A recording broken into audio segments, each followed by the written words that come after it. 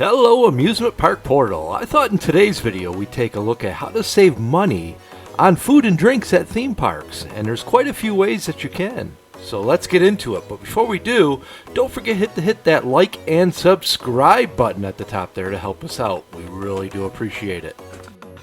Alright, walking around in the sun all day at a theme park, you're going to work up quite the thirst. And drinks, well, they can be quite expensive. In some cases, in upwards of $6 for a single drink. But there are ways around this. Whether you're visiting a theme park for a single day or you are a season pass holder, there are plenty of options for you to save a few dollars. Let's take a look at some of them here.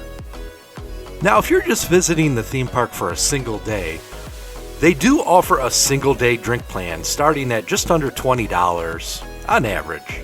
And that'll get you the souvenir bottle that you can carry around with you all day and get unlimited refills throughout the day. However, just a reminder, this is only good for this one single visit.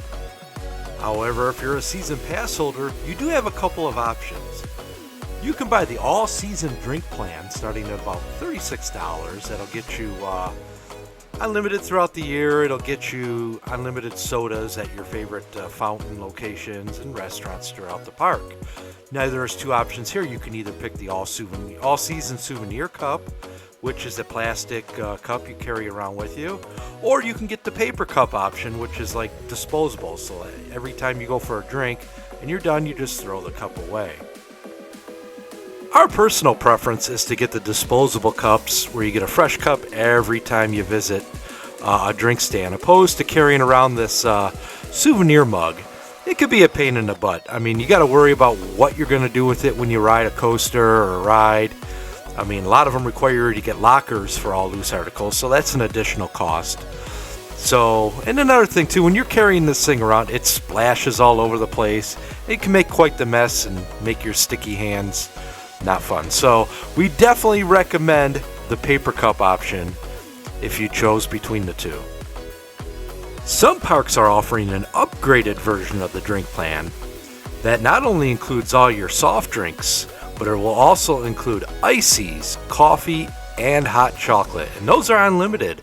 You do have a 15-minute interval though, however, between drink refills. So before you visit your next theme park, check out the park's official site to see what type of drink plans they have to offer during your visit. This will save you a few bucks. Alright, some theme parks are known for their delicious snacks and food options available, and some others are known for the not so good food options available. However, there is a way for you to save money, quite a bit of money actually. Very similar to the drink plans that parks offer, parks are also offering dining plans as well. Six Flags and Cedar Fair parks are offering all day, all season, all types of dining plans available for you to purchase. You just have to go on the park's website to see what they have to offer. Now, both Six Flags and Cedar Fair both offer an option for dining, whether it be all season or just the one day that you're there visiting the park. We are looking at the current Cedar Fair pricing for their dining. I have the all-season dining with me, with my pass, and it's saved us a ton of money. It's already paid itself off, and we're only in our 8th or 9th visit of the year. So everything from here on is just a bonus for us. And here's a current look at Six Flags dining plan options. They also have an all-season or a single-day option as well. One of the biggest piece of advice I can give you guys is to do your homework before you visit a theme park. Check out the park's website or even the park map, and it'll tell you what dining locations are available and what that location serves. I mean, I couldn't tell you how many times I've went to a park and I'm looking around for something to eat and I just happen to stumble across something, but that can take time, and if you're hungry enough, you're just going to settle for whatever. Not only can it help save time, but it can also help save money too. Some places will offer a meal like these nachos there that are enough for 2 people to eat, and that could save you some money in the long run. But again, by doing your homework and looking at the website and the menus of these restaurants, you can see, a lot of times they'll put pictures up and you can see the portion sizes and what they have to offer. And you may just be surprised. The theme park may offer some types of foods that you didn't even know they had. I found some of our favorite meals just by looking online, and I had no idea the park even had such an option available. Now, there are a few caveats. You got the Florida parks like Disney and Universal. Especially Disney, for example, they do offer a dining plan, but it's not really designed to save you more money. It's more designed, well, for convenience. You're not really going to save a lot of money by choosing the dining plan. As a matter of fact, we did the math on it. We got the dining plan last time, and it come out to about $120, $130, if I remember correctly, per adult per day. Now that included your lunch, your sit-down dinner, and a snack every day. Now, one of the nice things about the Disney dining plan, however, is you can pick most anything from the menus. Now, there are certain locations where that's not true, but the majority of them, you can pick anything off the menu. However, in order to even break even with the amount that you pay for the dining plan, you probably have to order the most expensive items off the menu every single dinner, which is usually like the steak in that. And even with that, it's really a stretch to break even, to get to that $130 break even point. So it's more, like I said, it's more of a convenience thing and not necessarily there to save you money. And if you're heading over to Universal Studios just down the street from Disney, you'll find that they no longer offer a dining plan there, but they do have several specials currently taking place. One of the current promotions they currently have running is you get up to $1,000 dining credit when you stay at any official Universal Studios properties.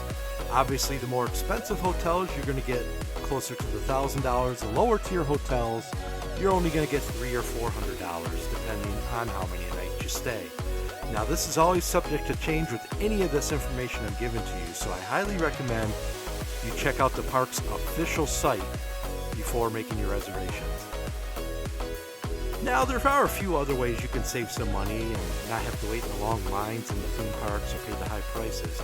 You can pack a lunch, bring it out to your car and eat that.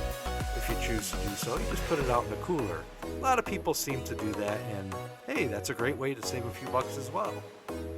Another option is, well, leaving the park and going off-site for fast food or any other type of restaurant. However, I don't necessarily recommend this, especially if you're at a park like Disney or Universal, where there's nothing readily available for much cheaper just outside the park. You usually have to travel a ways to get to a fast food restaurant. And by doing this could take up to several hours away from your day in the theme park. And that's not very cool, especially if you're traveling like Disney or Universal, where you're paying about $150 a day just to be in the park.